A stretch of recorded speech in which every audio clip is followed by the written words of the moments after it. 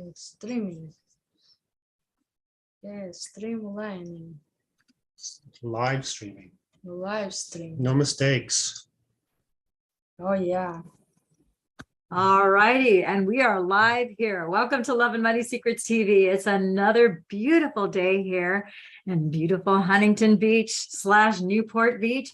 And we are sitting here with 2 points in geography at the same time, but not in the same place. And we have with us today Dr. Ina, and we have Dr. Robert with us. And I'm so happy and excited because, as you are probably aware, if you are a subscriber to the channel, or if you have been perusing and binge watching some of our videos, you will know that they've been on before and they have exciting information to share with us about photobiomodulation. And as 2 board certified quantum doctors, they have so many things that have happened in the last year that I can't wait to dive in deep and reveal what it is that's been going on.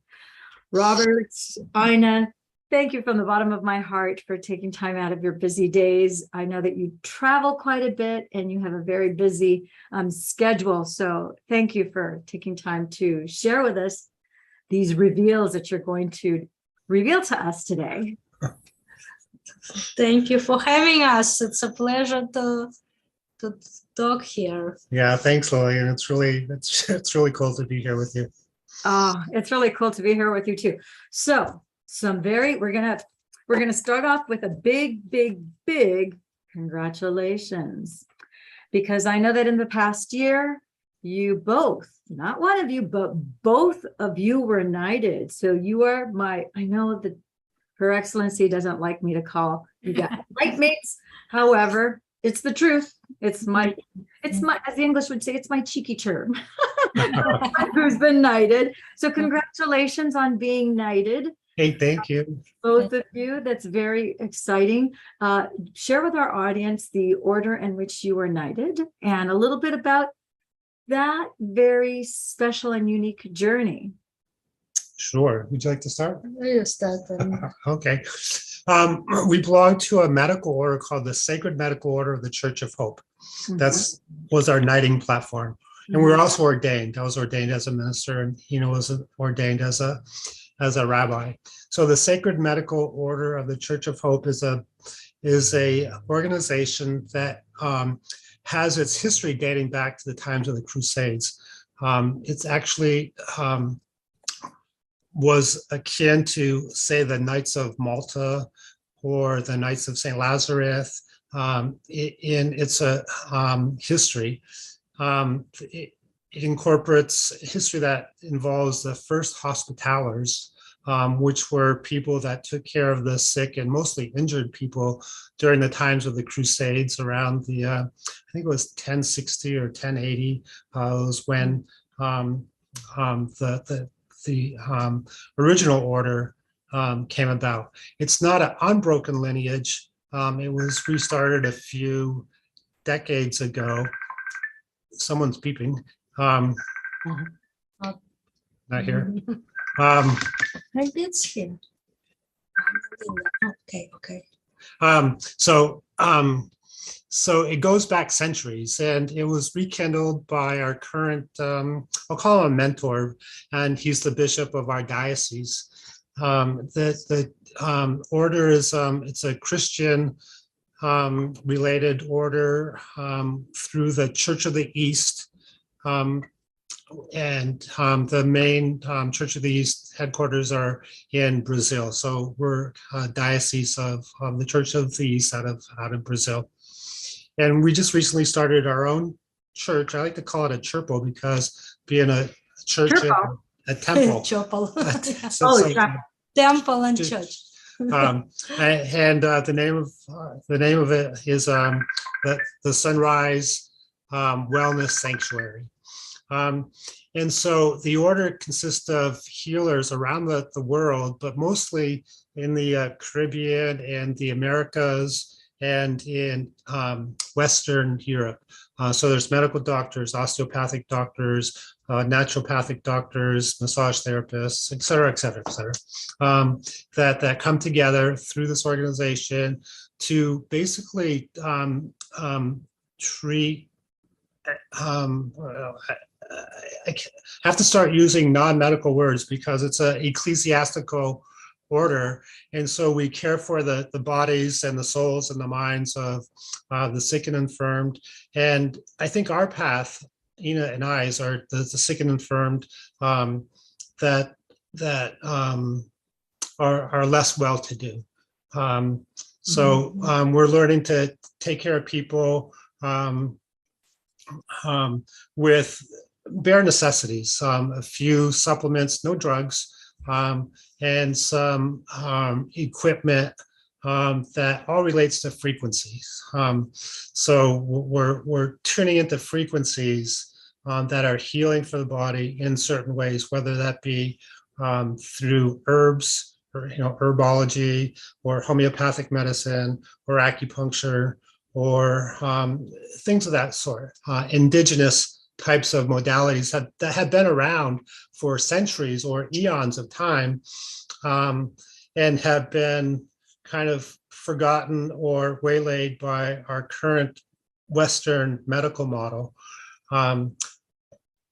which is, as you may be aware, it's cost prohibitive for a lot of people. It doesn't treat chronic conditions well. It's great for acute emergencies and whatnot.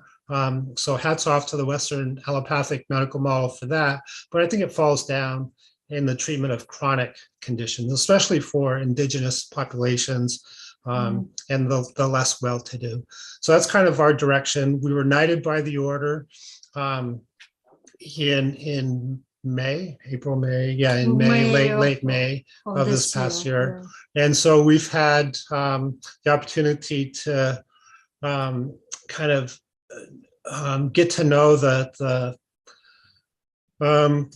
ins and outs a little bit, and meet some of the other practitioners from more local than not, but from around the world too. And Dr. McWilliams, the host of our diocese, has weekly and more often courses. We have a Sunday school kind of lecture series and different lecture series during the course of the week. So that's what we're learning. We're learning really cool stuff, really advanced science kind of stuff. As far as I'm concerned, the level of the breadth and the depth of the information that's been presented to us has just been mind-blowing to myself, and I think Ina would agree too. Yeah. So So I was going to say that is, it seems like around that 1100 years ago, that was the time period where the hospitallers throughout Europe organized themselves. And they were a group of nobles who realized that the average man, woman, and child did not have health care available to them because it was only the nobles. And so within the nobility, it was a tiny group of people who had a heart for truly the well-being of the masses and not just for the nobles. They had a recognition that humanity should have access to healthcare. And so then it was ordained, if you will, to knight people in order to go out there and start these hospitals, because they didn't exist up until that point. And so this is awesome that you have been knighted. I want to welcome you to the brotherhood, the sisterhood, and more appropriately named the knighthood, because it is, it's not something that you seek out. I know that for myself, and I know for you guys as well, you didn't even know that this was a possibility or something that existed. And then the next thing you know, you are being informed that not only are you nominated, but now your investiture, you're like, oh my gosh, it went through and it's actually happening. And if it wasn't for the integrity of the usually it's a physician, a doctor, oftentimes with 3-4 medical degrees and more, and who knows how many board certifications, you would not believe it because it seems so far out there. So right. With that segue, I would love for you to share with our audience, because you guys share multiple board certifications between the two of you. And so we'll do ladies first. Ina, would you share with our audience, your background, your certifications, and your specialty? Yes, so I'm a medical doctor who, went to medical school in Russia, retrained in the United States, mostly in Boston area, did around 12 years old in training, residency, internal medicine, pulmonology, intensive care medicine, critical care. And while I was in practice, I did also sleep certification. And after that, I practiced for quite a while. And initially, I had a huge expectations from American medicine that it's just great. But as I practiced and see the failures and not feeling impotent to help people, I started interested in alternative integrative medicine, studied energy, did the fellowship training in integrative medicine, University of Arizona, Andrew Weiss, 2 years, and it was my last fifth certificate is integrative medicine. And it's limited, it's very limited. We know a lot beyond it. It was mostly about diet and exercise. It still followed the medical model. And we are beyond medical model. We are now, nature is your place where you actually get health and gain health. And the more connected you are in nature, the more that you are able to get it. And it's free. Most of our interest is in what could be, relatively affordable. You could practice in a third world country and, help people to regain health. This is our passion. That's You wonderful. mentioned your training in psychiatry too. Yeah, I did a year in psychiatry. I was very interested in psychoanalysis. I wasn't certified. No. It's only a year. She only has 5 It's certifications. only a year, and it was all drug. It wasn't what I expected. It was all drug, and I left it. So you also have PhD in psychiatry plus 5 certifications, and you have 2 board certifications. 5 actually. 5 certifications. Okay. It's nothing. It's not. A lot of it is not what you think. A lot of it is brainwash. Well, still, but you've gone through that education, and it's obviously acknowledged. Then Robert, would you share with our viewers also some of your background as well? Sure. I was trained in family medicine. It's kind of boring compared to. No, you practiced alternative medicine for 11 years. And we always think that we're boring, and it's like not. We're always in admiration because I'm always in awe of you too. So so I was trained in family medicine. I had an integrated medical clinic back in the 90s in my hometown, and before functional medicine was even called functional medicine, before there was even anything like quantum medicine, before we're doing those kind of things, and my career shifted in the mid to late 90s. I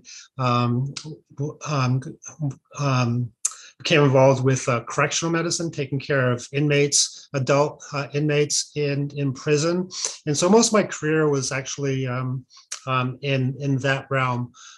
So I had my practice through the late 80s and into the 90s, and then I transitioned into correctional medicine. But while I was there, I took an acupuncture course for physicians back in the 2000s, early 2000s. So I've been trained as a medical doctor to do acupuncture. And then while I was in Portland, Oregon, I was at the it was then called the National College of Natural Medicine. It's now the National University of Natural Medicine. And again, I was doing acupuncture. I didn't complete it because my then partner had some medical problems, and between work and school and caring for my partner, I was becoming unraveled. So I had to take a medical leave at school halfway through that training, and I really didn't get back to it. And then I kind of officially retired in 2017. Sold everything I had, started traveling around in a van, and that's how I met Ina. We met now a year and a half ago. It was, we were both attracted to each other, love at first sight, twin flames kind of thing. And we became, Ina at that point was involved with, I'm not favored to this term, but quantum medicine, light photomodulation therapy, and I became enthralled with that and hopped on board. Realized how my lifestyle was dramatically affecting my life, my health. I was living in a van. I was living with my computer pretty much on all the time. My Wi-Fi was on all the time. My Bluetooth was on all the time. And being inside a metallic cage like that, I was literally in a microwave environment. Even though I was traveling and I would be outside, good portions of the day, at night, with my cuddled up to my computer and or my phone, receiving all that harmful electromagnetic wave kind of stuff. And then meeting Ina, she had meters to check EMF. Yeah. And they were just, she'd walk in the van with the meter on and it would immediately go off the chart, just like to the top, I was like, So I ended up selling the van and changed my lifestyle completely. We're up with the sun every day. We see the sunrise. We're barefoot as often as we can be for grounding. Yeah. There's not a single white light in our house. It's all red light because it's white light contains blue light. Blue light is harmful to I'm not sure if we lost you. No, I'm here. Okay. So there's not a white light in our whole entire house or our van at this point. Everything's red. We're up early. We're to bed early. We're outside as often as we can be. Ina 3 times as much as me outside. Ina swims every day in the ocean. And so what she said earlier about nature, getting back to nature for health is key. Sometimes we want to add, this supplement or this mineral or that vitamin or something or another. When if you don't cover the bases, unknown caller, and excuse me. If you don't cover the bases as far as being outside in the sun, especially early morning sun, and throughout the course of the day, getting frequencies of different or light of different frequencies from the varying as the sun crosses through the sky. If you're not drinking the proper water, if you're exposed to not just toxic chemicals but toxic EMF exposure, then all bets are off as far as what you should be taking, what supplements are good for you, blah blah blah. So the basis is being outside. The basis of health is being in the sun, the basis of health is avoiding non-natural EMF. Of course, sunlight and every other light is EMF, but so is your Wi-Fi and your, all those other things. So you want to avoid the bad stuff. And until you do that, I don't care how many supplements you take or what else you're doing, you're not going to be optimally healthy. So, Yeah. you wanted to say something? To add, EMFs, is almost unavoidable. Like we're using it during the day. We use for work, for everything, for phones. Yeah, we're to using stay it now. connected. It's important, but to be aware, the most important time is at night when your body, unwinds, regenerates. So, all the repair, weight loss, everything is at night, happens at night. So night time is especially important to turn off your Wi-Fi, try to really make your bedroom as a sanctuary. Without electronics, without nighttime is particularly important. So let's do a deep dive. I know, first of all, Robert and Ina, I know you guys were the ones who introduced me to Dr. Jacob Montgomery and his extraordinary, and that's an understatement, probably a very gross understatement, but his talk about photobiomodulation. And in that 2-hour talk, he is speaking to a group of eye surgeons, and he talks about photobiomodulation from, I want to say it's a life application perspective, which every man, woman, and child can benefit from, which it sounds, and I know from knowing you guys that body of information, which is power-packed, 2 hours worth, really changed a lot of things in how you guys live your life. And it was part of the path, in terms of, it's interesting, photobiomodulation has to do with how light affects our biology, right? And really, it's like we were shown the light through Dr. Montgomery. And as you were saying, I know the first thing that I did after watching that talk was, you told me about the infrared lights in your dwelling. And as he talked about that, one of the first things I did was I ordered through Amazon because I could not buy them in California. It's illegal to have incandescent bulb like at a store. Wow. Interesting, isn't it? Yeah. Interesting. So the only way I can get red incandescent bulbs is to order them through Amazon and have them shipped. Right. So as we're speaking, I have 3 bulbs on that are red and 3 that are white. I turn on the white ones only when I'm broadcasting. The rest of the time I have those red infrared light bulbs on because of what I learned about blue light toxicity and how it really is a detriment to mitochondrial dysregulation, which ultimately everyone has, because we're getting electromagnetic frequencies from our cell phones, our laptops, our iPads, our desktops, if you have a TV screen, your router. I mean, the list is pretty much endless, like you were saying. Exactly. Let's talk about that at greater length, because at the crux of this talk, we want people to have 1, 2, 3, maybe even up to 5 items that they can immediately take advantage of and start to implement today that can make all the difference in the world, like switching out in your home all the LED bulbs. Right. And I do mean all, not some, because what degree of poison are you willing to live with? Right. Well, in my case, the answer would be 0. I don't want to have any poison in my environment. So all the light bulbs that I can control, I'm going to switch them out to LEDs.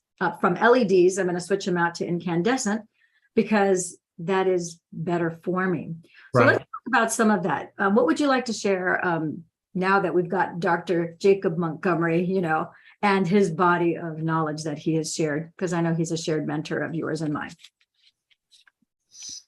Well, I think what Ina talked about just a second ago was that let's go after the low-hanging fruit. Okay, the low-hanging fruit is what you can do in your bedroom.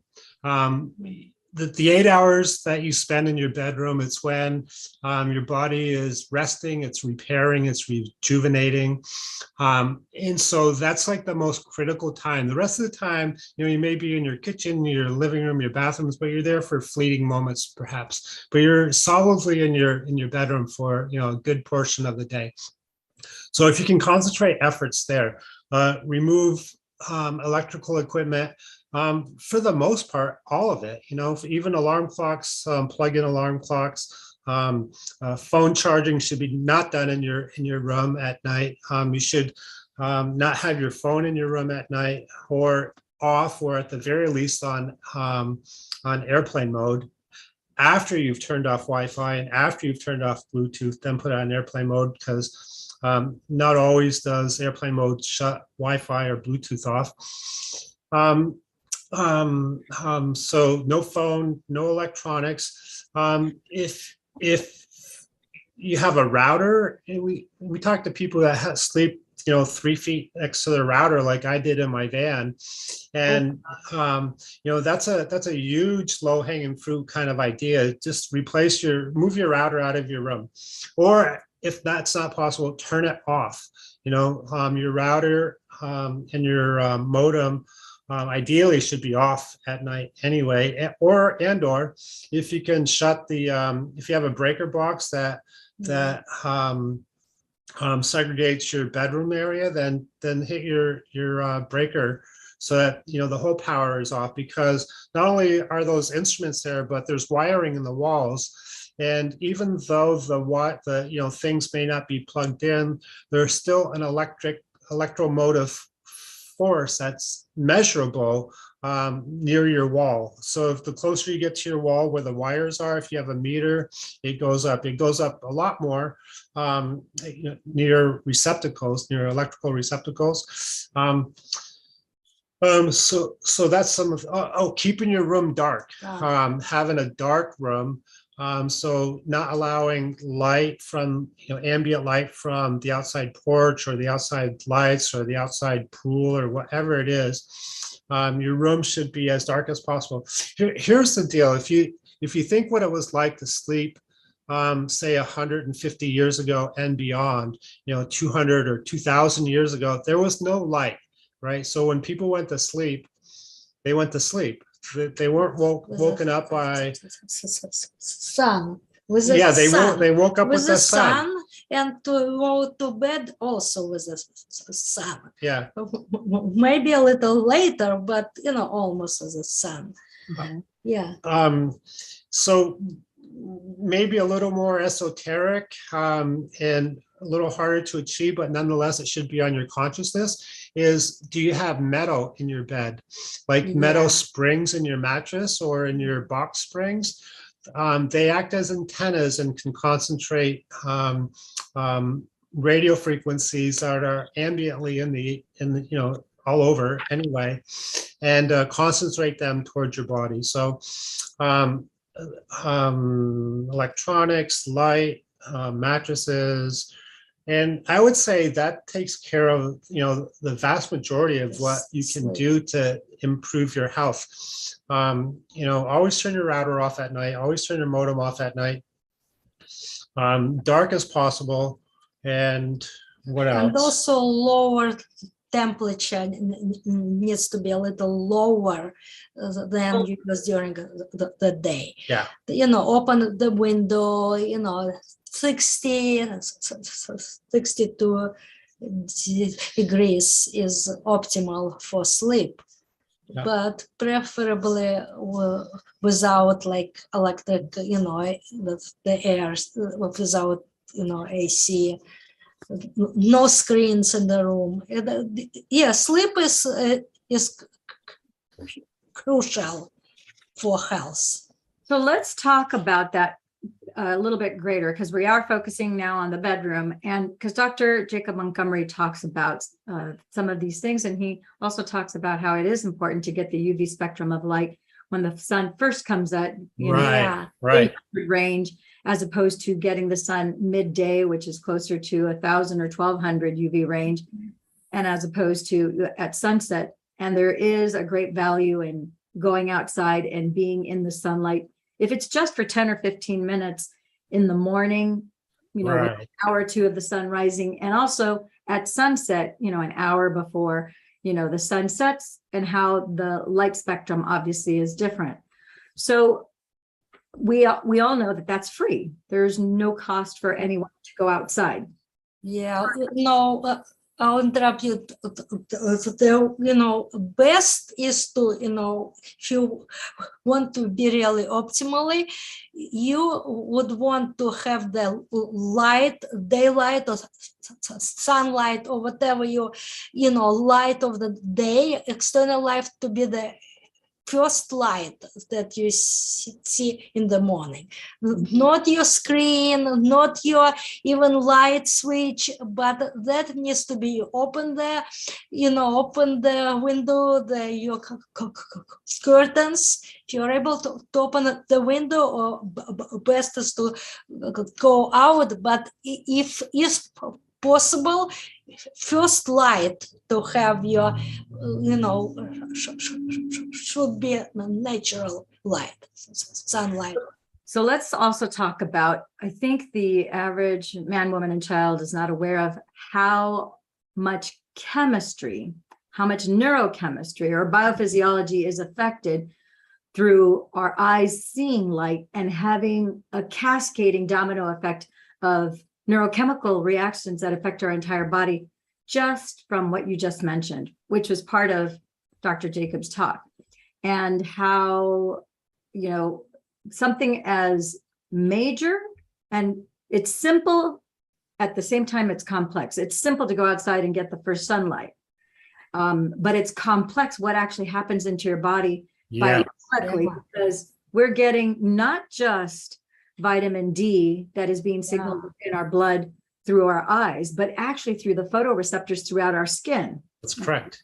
So would you elaborate a little bit more about the biophysiology and how that affects our circadian rhythms, and how it affects, our serotonin and our melatonin levels, and the deepness and the quality? We're talking about sleep because it's most definitely going to affect sleep, but it really is connected to your overall health, because Oh my gosh, yes. Your biophysiology. So would you elaborate on that, you guys? I'd really appreciate that. Chronobiology is like a burgeoning field in healthcare now. It's kind of like the lid is off. There's more and more universities and whatnots studying the effects of the circadian rhythm on our biology. And lo and behold, it affects everything about us. It affects every process, every cellular enzymatic process in your body, and every cell, and by every moment of the day is controlled by the rhythms of light that we're exposed to. So to not have the pace setter for that rhythm, which is the sun, to not have that in your life throws everything off. Your body is working by happenstance at that point, and by cellular memory. And the rate of autoimmune disorders is skyrocketing. The rate of cancer afflictions on people is, continues to increase daily. Just afflictions that were rare and uncommon just a generation or two generations ago are just, common happenstance now. Everybody knows someone with a thyroid condition, or if they don't have it themselves, as an example.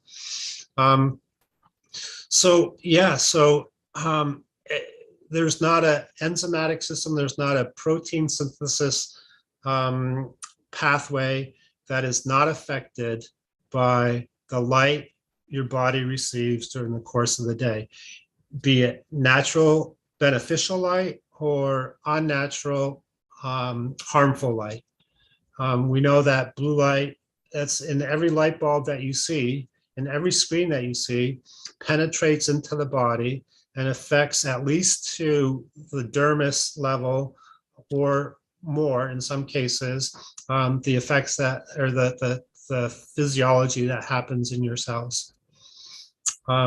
So, you could go down this rabbit hole forever, for a long time, because there's no system in the body that is not affected by light, period. So let's talk about, you talked about, whether it's, first of all, every single system of the body has neurological pathways that use light.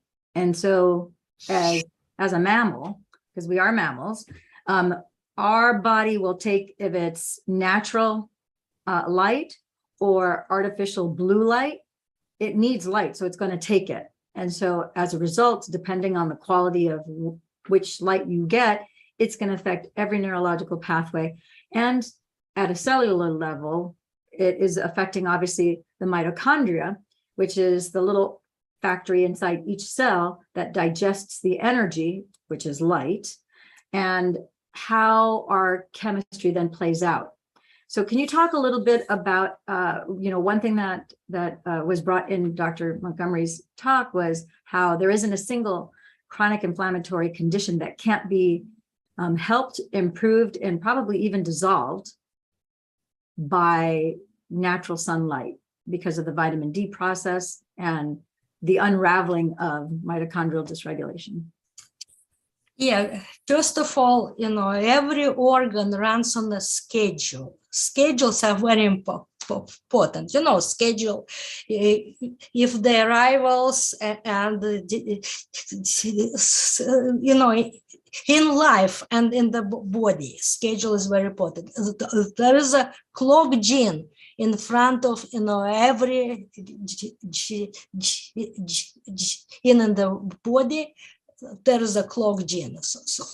Clock, like clock. So it's extremely important to have, and every organ runs on its own schedule. If you mess up those schedules, you mess up your health, basically. So that is affect what is how the schedules were established through evolution is through sunlight. The evolution went through sunlight. So it is important to be back to that place where we really value the sunlight from the point of view of health, plus, psychological, spiritual. There is a lot of, it's not just health, but health is extremely important. Sunlight is really vital. And by the way, it does not need to be like sun. It could be cloudy. The red light, infrared is still there. There is still right spectrum there. Yeah. So I'm so glad that you brought up the fact that even when it's cloudy outside, that the UV red light spectrum can actually still come through the clouds and still benefit. So I want to touch upon two things because I think this applies. I'm fortunate that I'm in, sunny Southern California, and, for us, it's cold when we get into the 50s. So it's like, we're getting our jackets out. But the reality is there are parts of the country and parts of the world that it gets far colder, than it does here. And so they are actually right now enjoying, I know that I think it's in Iowa, they're enjoying a snowstorm that started earlier today, and it's projected, through Saturday. And I know from personal experience, my husband used to travel to Nizhny Novgorod, Siberia, and used to go to Russia. And obviously, when he would go, he would have to buy special gear depending on the time of year to be in, 20 below zero, weather.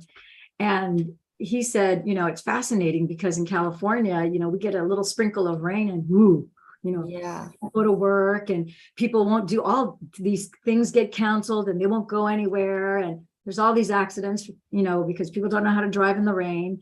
And yet in Russia, And in Nizhny Vartovsk, it was very common to see where it's 5 below zero, 10 below zero, 10 degrees, Fahrenheit. And there are women, not just one or two, but many women walking outside, pushing their strollers with their babies.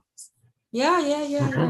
And every day they're walking their kids. It's 20 degrees outside, or it's 5 or 10 degrees below zero.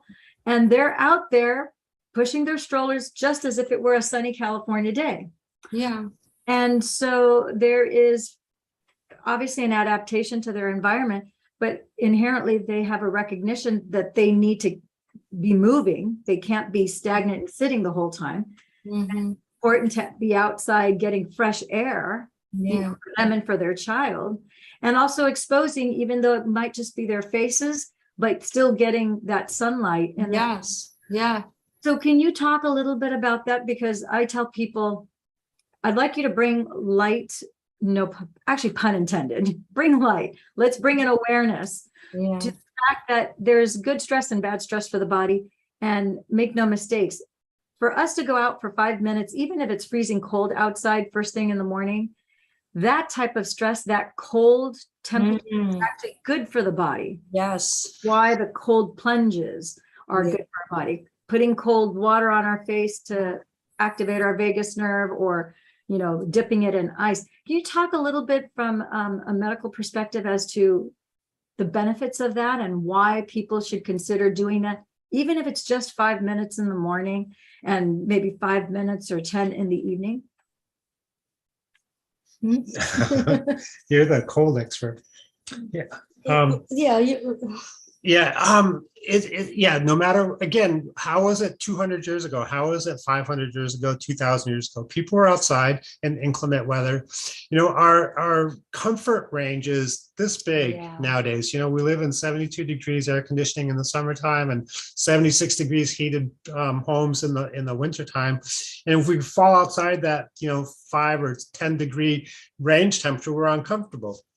It used to be that, people were comfortable when it was 30 degrees outside, and plus they'd be working anyway. They'd be doing whatever kind of work they were doing or walking to wherever they were going to work.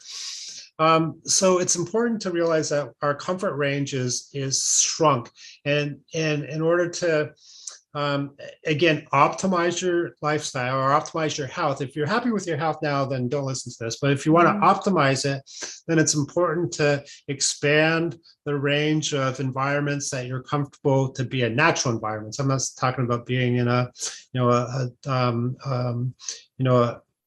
for instance, we went to grocery shopping a couple of days ago, and the lights inside were like just, we wear our blue blockers when we go into stores now because, the light factor. So that kind of environment is not optimal, but being outside in an uncomfortable, quote unquote, environment is actually good for you. You may need to slowly adapt to it. If you're not used to being out in frigid weather, then, be graceful and take your time getting used to it, but don't not do it. Do it slowly. If you're not used to swimming in colder water or being in colder water, then do it gradually if you can at all. Increase your range of uncomfortableness. The body will adapt. The body is highly adaptable. One thing I want to just backtrack and say about sun exposure, being outside, it's important to be outside in the sun without sunglasses or in glasses in general, because they alter the frequency of light that's coming into your eyes. They block UV light. All glasses, contact lenses, block UV light. So you're not getting the full spectrum at that point. And also, skin exposure, as much as you can, involve your skin, like bear down as to skin level as much as you can. And for God's sake, or heaven's sake, stop using sunscreen. Sunscreen is one of the most vicious things out on the planet today, right up there with sunglasses. Sunglasses and sunscreen are both toxic. And you may need, again, to gradually ease into this. people ask about, when this conversation comes up at this point, well, what about, sunburn? What about skin cancers? What about, damage to my skin and premature aging and all that kind of stuff? The trick is to be out in the early morning sun. If you're out in the early morning sun, your body is being told that you're in a sunny environment, you're in an outside environment, and to be ready, it prepares itself. It handles it a lot better than using sunscreen or sunglasses. So one way to actually avoid sunburns is to be in the sun early in the morning before there's UV light. The UV light is what burns you, UVB primarily. When you're out in the early morning, there's no UV light. It's red, primarily red frequencies, and increases to bluer light as the day goes on, and then goes back to predominantly red at night again. So if you're out early in the morning without sunglasses and bearing as much skin as you can, and you do that gradually over time, it doesn't take a long time, you will develop what is coming to be called a solar callus, not sunburning, being callous to the premature aging effects of the sun. And if you're wearing sunglasses out, you're at the beach and it's a bright sunny day and it's really warm, and you're wearing sunglasses, there's a disconnect between what your eyes are seeing as far as sunlight and what your skin is seeing. And so your skin is much more apt to burn with sunglasses on than without sunglasses. Sure, so yeah. You have a barrier to what the type of chemistry is that's going through your eye, because your eye's actually not receiving that direct sunlight. Yeah, light, all frequencies are information, right? And so the light that you receive is information. Your body's receiving all of this information throughout the course of the day, and it's doing something with it in the body. Sunglasses block part of that information, and it's like throwing a monkey wrench in a finely tuned machine. So let's talk about, because I think especially right now this is December as of this broadcast. So a lot of us, myself included, we're in the unique opportunity where I'm living in a part of the world that, so let's say today I'll tell you what our temperature is, just to kind of give you an idea. Our temperature today is 64 degrees. It's a little on the cooler side, but not too bad at all. Nothing to complain about. But it can get down into the 50s and even in the 40s. Later in the year, it probably it can get into the high 30s. That being said, we have a unique opportunity. There's other people who obviously it gets down closer to zero, but we can all go outside for 5 minutes in a tank top shorts, 5 minutes, and go out, look at the first sunlight. And that's not to say that we're going to stay out 30 minutes, but we tolerate very easily a 5-minute exposure. And that does we have tremendous benefits, not just because of the cold temperature, but also because of the UV spectrum of light that we're getting. And I if you would talk to how, because of course, depending on how accustomed you are to the cold and how cold it is, you're going to start to shiver and you're going to shake, and it's like, it's cold. And to the degree that you can tolerate being there a little bit longer, I believe that it's also connected to our heart rate variability, because as you are able to tolerate greater lengths and time of that cold, then your heart is obviously expanding and contracting and adapting to a change in environment, because our body is designed to do whatever it needs to get into homeostasis and to get into balance. So could you speak a little bit about that, and how that is in fact a good workout for your immune system? There is a huge benefit of like a low temperature exposure. What I've done personally, to train myself, especially in a colder weather, knowing if you move, you warm up, so it's double benefit. I would put my bike or stationary bike or whatever, outdoors on the porch, and do the exercises on wearing like least amount of clothes. When you move, you warm up, and it's very pleasant on your skin once you start really warming up. So that's one trick you could do. Or, open the window at least and exercise with open window if you don't have a porch, but do active stuff in a lower temperature. That's one thing you could do. Personally, I love cold exposure. It's very stimulating. Talking about like mitochondria, it's a double boost to them. They release a lot of red and infrared light and heat to increase your body temperature when you're exposed to lower temperature. It's great. It used to be, in the age when we did not have, the antidepressants, the treatment for the depression was immersion in the ice bath. It was a major treatment for depression, and for like sad. In the north climates, it's the best treatment, to have a little bit more cold exposure and really enjoy it. And it's very enjoyable once you get like a hang of it. Yeah. And I got to tell you for myself, and I am more of a, an island girl where I definitely gravitate more towards the warm than the cold. But I do ride my bike on purpose at an hour before sunset so that I get an hour before sunset and an hour after. And during the summer, this is not much of an issue. So 6, 7, 8 months out of the year, it's not as much of an issue. But for the remainder of the year where it is cold, it can get freezing out there because the wind is coming off of the water. So it's even colder than whatever the ambient temperature is.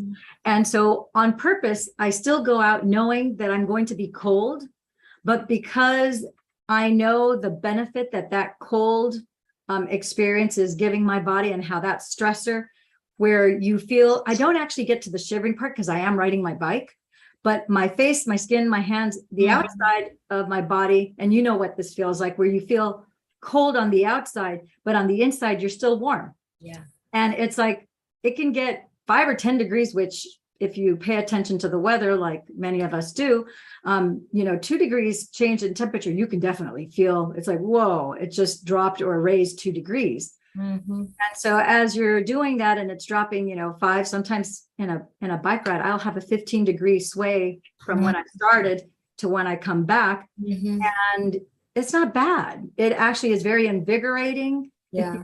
It feels great on your skin. Yeah. Your hands are a little bit cold and your toes might even be a little bit cold, but you're not freezing. It's not intolerable where you're like, oh, I'm going to die. I think part of it is also mindset. You're like, I know that what I'm doing is good for my body. Circulating things, and I'm exposing it to the elements to deal with that adaptation to the climate and what it is I'm doing at hand.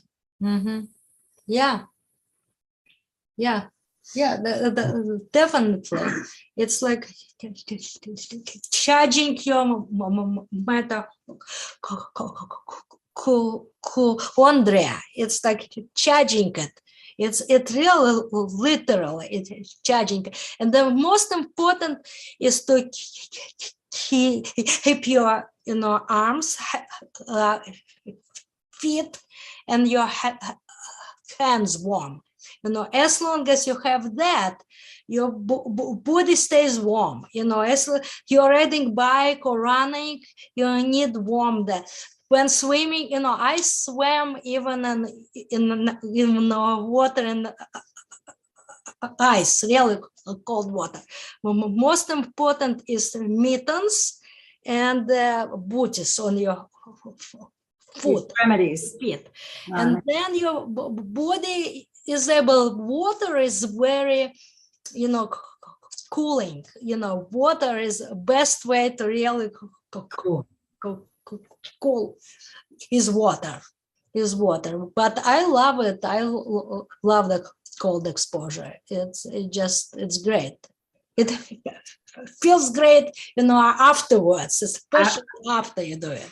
Yeah, it is very invigorating. I would agree. And so we only have a couple minutes left. I really wanted us to talk about how food is a barcode, a transducer of light into the body, because I think that it was just exquisite and brilliant how Dr. Jacob Montgomery talks about that. So we'll have to have you guys back again, because we've run out of time to talk about that very, very important component, because I think people don't really realize that as you are eating live foods, real foods, as opposed to packaged food that is dead, but we're actually eating, as you eat lettuce, well, guess what? You're eating your environment. Right. And that lettuce is charged with light. Yeah. Right. Now, as you're eating, it is a barcode of light that is actually making a transmission and sending directly into your electrons and into the cellular mitochondria to send energy throughout your entire body.